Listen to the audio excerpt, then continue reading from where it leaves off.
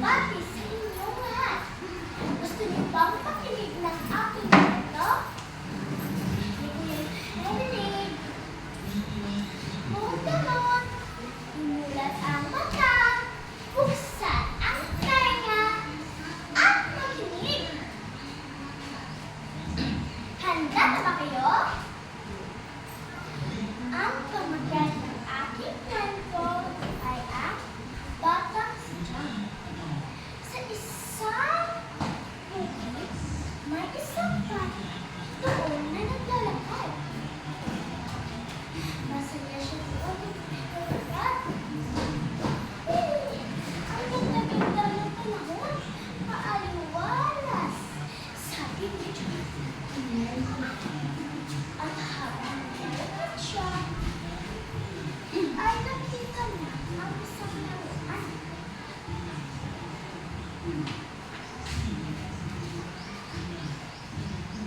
Sa laruan, lupan.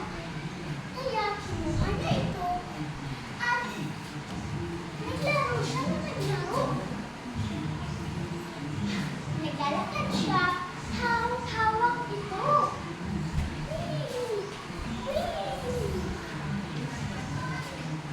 Ngunit, sumabit ang kanyang bike sa malaking puno. Kaya, nalungkot siya at umiyak. Anong gagawin ko? Paano ko ito kukuhanin? Sabi ni John. Kaya, nag-isip siya ng paraan. Alam ko na!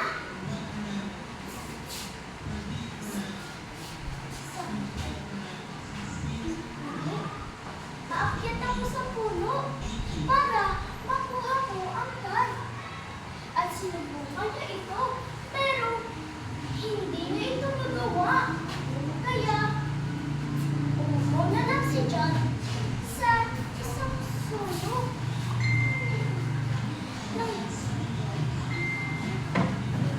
At nang dumating ang isang batang babae. Uy, bata! Bakit ka umiiyak? At ano nangyari sa'yo? Sabi ng isang batang babae. Ang aking card ay nasabi, hindi ko ito makukuha. Sabi ng ni John. Hayaan mo, ako ang kukuha. Sabi ng batang babae.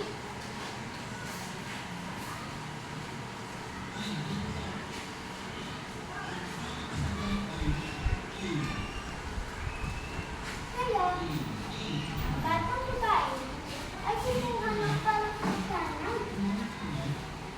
At tinulong siya makaakyat.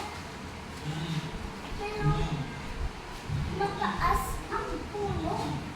Kaya hindi niya ito